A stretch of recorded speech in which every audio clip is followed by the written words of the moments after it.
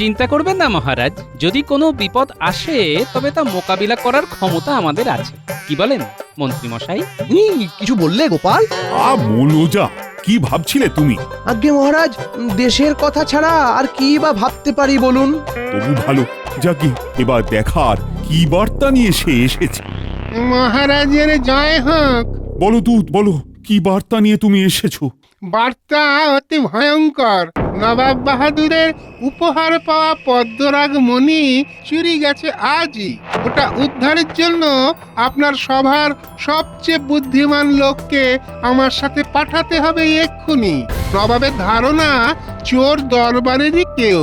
নবাব বাহাদুরের নির্দেশে কোনো অতিথি অভ্যাগত মুর্শিদাবাদ ছেড়ে যেতে পারবেন না। এক্ষুনি কি করে যাব মহারাজ?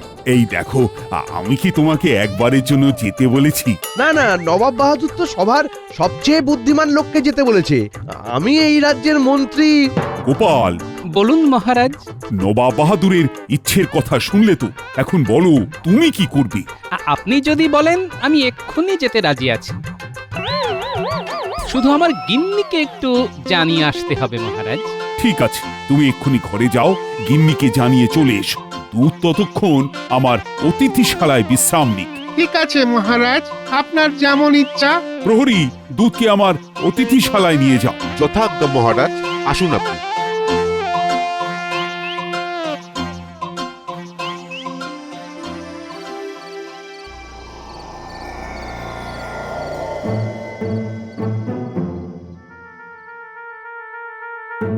তখন থেকে দেখছি এদিক থেকে ওদিক আর ওদিক থেকে এদিক, কেবল হেঁটে যাচ্ছ বলি হলোটা কি?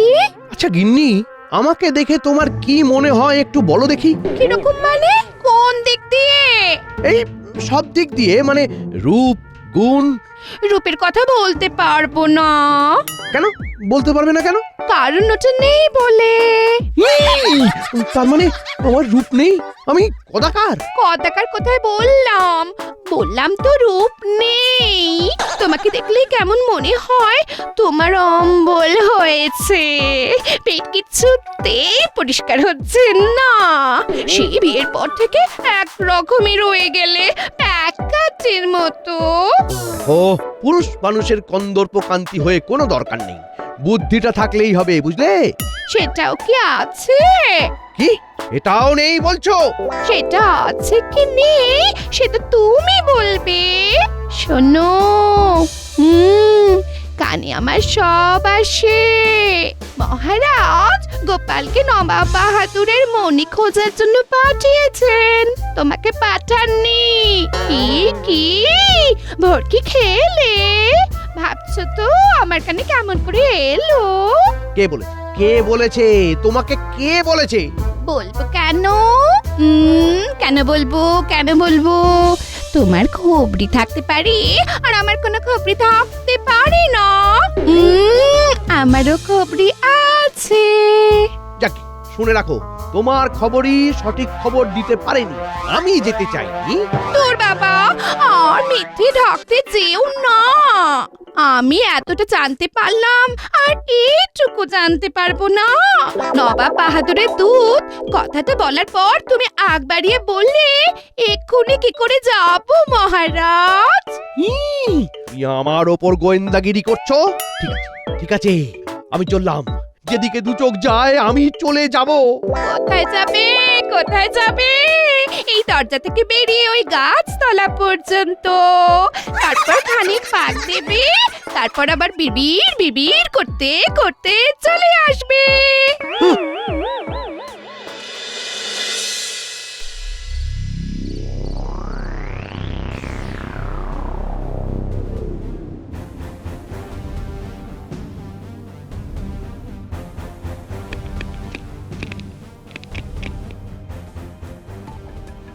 প্রণাম নবাব বাহাদুর। আরে গোপাল যে, উফ, তোমার জন্যই অপেক্ষা করছিলাম। তুমি আমায় বাঁচাও গোপাল। তুমি আমার পদ্মরাগমণি এনে দিতে পারলে তুমি আমার কাছ থেকে যা চাইবে আমি তাই দেবো। পুরো ঘটনাটা আমি একবার শুনতে চাই নবাব বাহাদুর। তুমি আগে আসন গ্রহণ করো, পথশ্রমে ক্লান্ত, একটু বিশ্রাম নাও। নবাব বাহাদুর, আমি ক্লান্ত ঠিকই, কিন্তু একটা পণ করে এসেছি। আগে আপনার সমস্যার সমাধান করব, তারপর বিশ্রাম আর জলগ্রহণ করব। আপনি ঘটনাটা বলুন জাহাপনা। ব্যাপারটা তাহলে গোড়া থেকেই বলা যাক। আজ সকালে খাম্বাজ থেকে খাম্বাজ রাজ এসে আমাকে নানান রকমের উপহার আর উপঢৌকন দিয়ে গেল। নবাব বাহাদুরের জয় হোক। আপনার জন্মদিনের উৎসবে আমি আসতে পারিনি, তাই আজ আপনার কাছে কিছু উপহার নিয়ে এলাম। এসো এসো খাম্বাজ রাজ, আসন গ্রহণ করো। আগে আমার উপহার স্বীকার করুন নবাব বাহাদুর। বাহ, খাম্বাজ রাজ করেছো কি? এত উপহার আর উপঢৌকন, আমি খুব খুশি হয়েছি। উজির, এইসব উপহারের থালা নিয়ে চলো আমার দিওয়ানখানায়। যথা আজ্ঞা নবাব বাহাদুর। উপহার নিয়ে আমার আর খাম্বাজরাজের কর্মচারীরা চলে গেল আমার দিওয়ানখানায়। তারপর আমি আর খাম্বাজরাজ কিছুটা সময় একান্তে কথাবার্তা বললাম। তারপর সব মিটে গেলে আমি দিওয়ানখানায় গেলাম। তারপর কি হলো? আমার সাথে তখন ছিল আমার উজির দবির খাস নজির খান। দবির খাস কে নবাব বাহাদুর? আমার খাস লোক। উজির আমার রাজ্য দেখে, দবির খাস নাজির খাঁ আমার সব কিছু দেখে। বুঝলাম। তারপর? সুবহানাল্লাহ সুবহানাল্লাহ, খাম্বাজ রাজ অত্যন্ত দামি একটি উপহার আমাকে দিয়েছে। এই মণি আমি বেগমকে দেব না। এটিকে কি করা যায় উজির? জাহাপানা গলায় ঝুলিয়ে রাখুন মালা করে। মালা করে? বরং আংটি করে। না, আংটিও ভালো লাগবে না, মণিটা বড্ড বড়। জাহাপানা, ওই আপনার মাথার তাজে লাগিয়ে নিন। ঠিক বলেছো, ঠিক বলেছো। বেগম সাহেবা নিজের হাতে তৈরি করে পাঠিয়ে দিয়েছেন জাহাপনা। আপনি খেয়ে নিন এই বাদামের শরবতটা। নবাব তার জন্মদিনে অনেক উপহার পেয়েছে, সে খবর বেগমের কানে গেছে বুঝি? এই নেই জাহাপানা। বহুত খুব। জাহাপানা, আমির এবং ওমরাহ দেখা করতে এসেছেন। হ্যাঁ, আমি ওদের দুজনকে ডেকেছিলাম। ফিরিঙ্গি সাহেবেরা যেভাবে মুর্শিদাবাদে ঘুরঘুর করছে, ওদের নিয়ে আমার একটু চিন্তা আছে। এখানে পাঠিয়ে দাও। যা হুকুম জাহাপানা। তারপর আমির এবং ওমরাহ এলো। আমি আমার শরবত শেষ করে গেলাসটা নফরের দুহাতে ধরা থালার উপরে রাখলাম। নফর চলে গেল। আমাদের কথাবার্তা শুরু হলো। হঠাৎ আমার নজর গেল সোনার থালার দিকে। আমার পদ্মরাগ কোথায় গেল? আমার পদ্মরাগমণি কোথায় গেল? কোথায়? কে নিয়েছে? কে নিয়েছে বলো? আমি কিন্তু ধরে ধরে সবাইকে কতল করব, তুলে দেবো সবাইকে। বলো, কে কে নিয়েছে আমার পদ্মরাগমণি? বলো, চুপ করে থেকো না। কে নিল?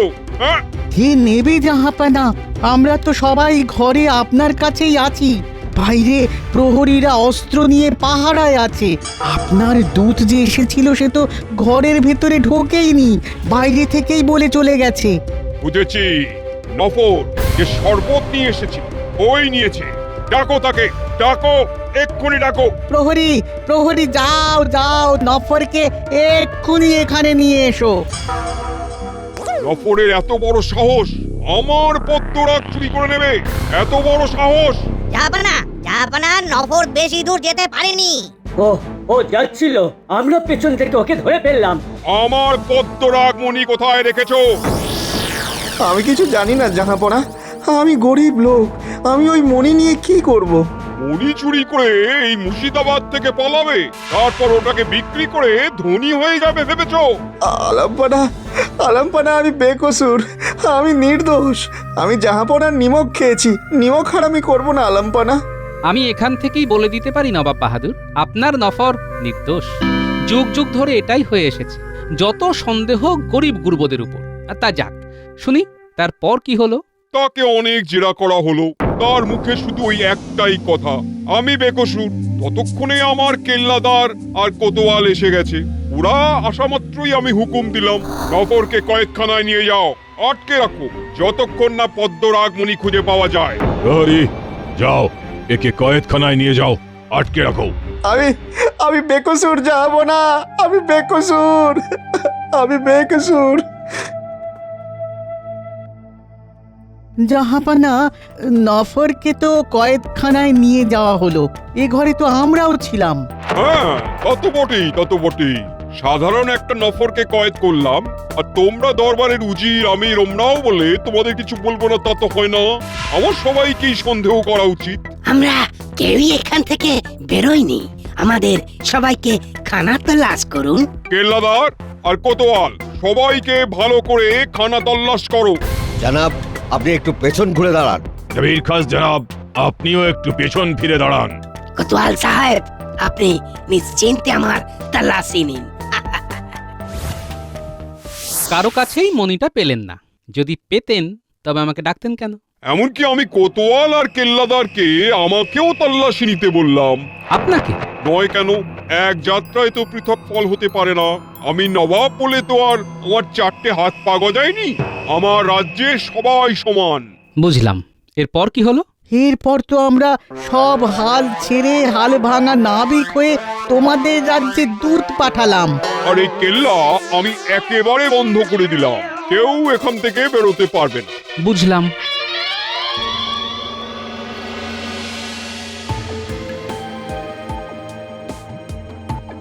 কেন এত চিন্তা করছেন মহারাজ? আপনার গোপালের উপর ভরসা নেই নাকি? নিশ্চয়ই আছে, কিন্তু গোপাল তো আর গোয়েন্দা নয়। কিন্তু বুদ্ধিমান, বুদ্ধিতেই সিদ্ধি। দেখবেন গোপাল বুদ্ধি দিয়ে ঠিক কে মণি চুরি করেছে সেটা বার করবেই করবে। আমিও সেই আশাই রাখি। আচ্ছা, এখন গোপাল কি করছে? ও কি কাজ শুরু করে দিয়েছে? আমারও তাই মনে হয় মহারাজ। মিলিয়ে নেবেন, কাল বেলার দিকে গোপাল মুর্শিদাবাদ জয় করে কৃষ্ণনগরে ফিরে আসছেই। বলছো? আমার গোপাল কখনো হারে না মহারাজ।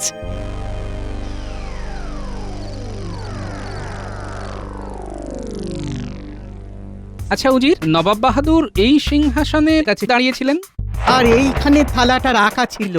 আপনি নবাব বাহাদুরের কোন দিকে দাঁড়িয়েছিলেন? আমি ডান দিকে, আর দবির খাস বাম দিকে দাঁড়িয়েছিল। ঠিক আছে। আচ্ছা উজির, আপনি কোতোয়ালকে একবার পাঠিয়ে দিন। আগে কোতোয়ালের সাথে একটু কথা বলবো। ঠিক আছে। আপনি এখন এখান থেকে যান, আমি একান্তে সবার সাথে কথা বলবো। ঠিক আছে গোপাল, তুমি তোমার মতো তদন্ত করো। মণিচোরকে খুঁজে বার করতেই হবে।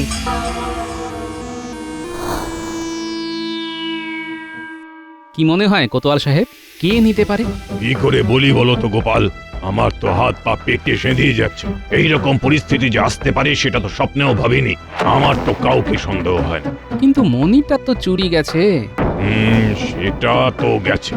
আচ্ছা একটা কথা বলতে পারেন, আজ সকালে দিওয়ানখানা থেকে বেরিয়ে আবার কি কেউ পরে দিওয়ানখানায় ঢুকেছিলেন? নবাব আর ফেরেননি, তিনি চলে গিয়েছিলেন নিজের মহলে। তবে আমির ওমরা, কবির খাস, উজির, এরা সবাই নবাবের অনুমতি নিয়ে পুনরায় এসেছিলেন এই দেওয়ানখানা। ঠিক আছে। কবির খাস বলেছিলেন যে ওনার হাতের আংটিটি ফেলে এসেছেন এবং উনি ওটা নিতে গিয়েছিলেন। ঠিক আছে কোতোয়াল সাহেব, আপনি যান। আর একটা কথা, নফরকে কয়েদখানা থেকে মুক্ত করে দিন, কারণ নফর দোষী নয়। কিন্তু নবাবের হুকুম মনি না পাওয়া পর্যন্ত নফরকে মুক্ত করা যাবে না। সেটা আমি নবাবের থেকে বুঝে নেব। আপনি মুক্ত করুন, কারণ বিনা দোষে কেউ সাজা ভোগ করুক সেটা আমি চাই না। আপনি নবাব বাহাদুরকে বলেই নফরকে মুক্ত করবেন, আর মনি উদ্ধার হবে। শুধু সময়ের অপেক্ষা। ঠিক আছে, অনেক ধন্যবাদ তোমাকে গোপাল। আপনি দবির খাসকে পাঠিয়ে দিন। ঠিক আছে। 3 জন ছাড়া সবাই নির্দোষ। এই 3 জনের মধ্যে দোষী কে? দোষী কে? উফ, কি যে রাগ হচ্ছে কি বলবো বেগম। আমার চোখের সামনে থেকে মণিটা চুরি করে নিল, আর আমি বুঝতেই পারলাম না। জাহাপনা, গোপালের উপর আপনার ভরসা আছে তো? নইলে লোক পাঠিয়ে ওকে ডেকে আনলাম কেন? তাহলে অপেক্ষা করুন জাহাপনা। দবির খাস সাহেব, আপনার সাথে আমার প্রথম আলাপ। হ্যাঁ, প্রথম আলাপ। আচ্ছা কি মনে হয় কে চুরি করতে পারে? উজির, উজির, একমাত্র ও উজির ছাড়া আর কেউ চুরি করবে না। কেন আপনার এই রকম মনে হবার কারণ? উজিরের অনেক কাজ হয়েছে। একটু কান পাতলেই শুনতে পাবে। ও আচ্ছা। আমি কিন্তু পদ্মরাগমণি নিইনি। আমি তো জিজ্ঞেস করিনি। না, ও আমি আগে থাকতে বলে রাখলাম। বুঝলাম। তাহলে আমি কি যেতে পারি? এই কেল্লার বাইরে আমার যাওয়া খুব দরকার। শহরে আমার কাজ আছে, আমার ছেলের খুব অসুখ। সঙ্গে কিছু নিয়ে যাচ্ছেন কি? তুমি জানতে চাইছো যে ওই পদ্মরাগ মণি নিয়ে যাচ্ছে কিনা? না না না, যেটা আমার কাছে নেই সেটা আমি নিয়ে যাব কি করে? আমি কিছু ওই ফল মূল নিয়ে যাচ্ছি ওই অসুস্থ ছেলেকে দেব বলে। ঠিক আছে, আপনি কাল সকালে যেতে পারেন, আমি নবাব বাহাদুরকে বলে দেব, আর আপনি আমিরকে পাঠিয়ে দেবেন। শুক্রিয়া শুক্রিয়া। গভীর জলের মাছ।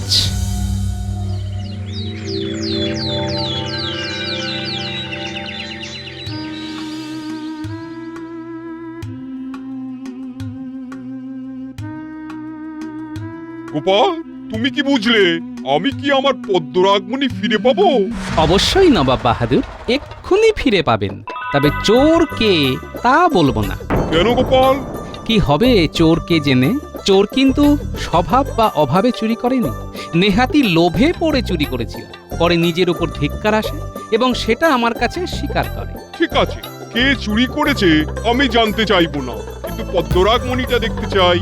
ওটা আপনি এক্ষুনি দেখতে পাবেন। প্রহরী, কম যারা যারা কেল্লা থেকে বেরিয়ে যাবার জন্য বলেছিল তাদের জিনিসপত্রগুলো নবাব বাহাদুরকে একবার দেখাতে হবে। কম তুমি তো অবাক করলে। আমিও চাই না যে আপনি কাউকে সন্দেহ করুন। কিন্তু চোরকে জানতে পারবো না, সে কি ভালো দেখায় গোপাল? সে যদি আবার চুরি করে? সে আর চুরি করবে না নবাব বাহাদুর, কারণ সে আর মুর্শিদাবাদে থাকবেই না। এই দুটো থালা, এর একটার মধ্যে আপনার পদ্মরাগ মণি আছে। এই থালাতে আছে ফল, আর এই থালাতে এই তো আমার পদ্মরাগমণি। ধন্য ধন্য গোপাল, তোমাকে আমি উপহারে ভরিয়ে দেবো। বলো তুমি কি চাও? আগে আপনি আমার কৃষ্ণনগরের এবারে রাজস্ব মাফ করে দিন জাহাপনা। ঠিক আছে তাই হবে। তবু তোমার ঋণ আমি শোধ করতে পারবো না গোপাল।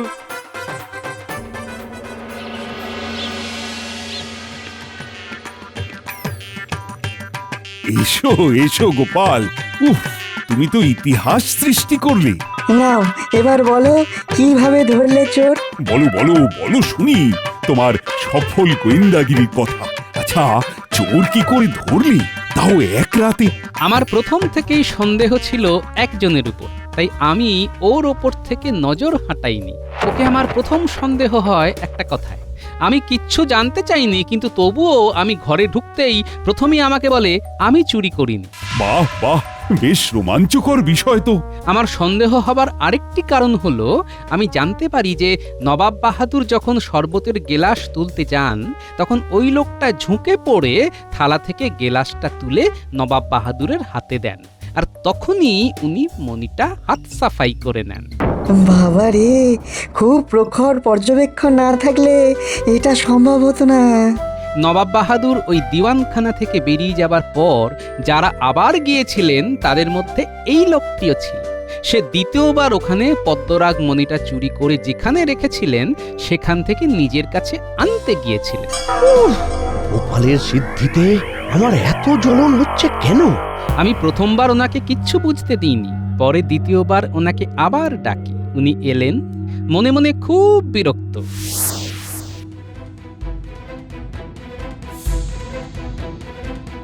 আবার আমায় ডাকলে কেন? হ্যাঁ, আমার কি কোনো কাজ নেই? সরাসরি বলি, মণিটা আমার হাতে দিয়ে দিন, কেউ জানবে না। ভুল করছো গোপাল, আমি কিন্তু মণিটা নিইনি। আমি নবাব বাহাদুরের সাথে কথা বলে নিয়েছি। দোষী দোষ স্বীকার করলে নবাব বাহাদুর কিচ্ছু বলবেন না, আর তার চেয়েও বড় কথা, আমি নবাব বাহাদুরকে জানাবই না।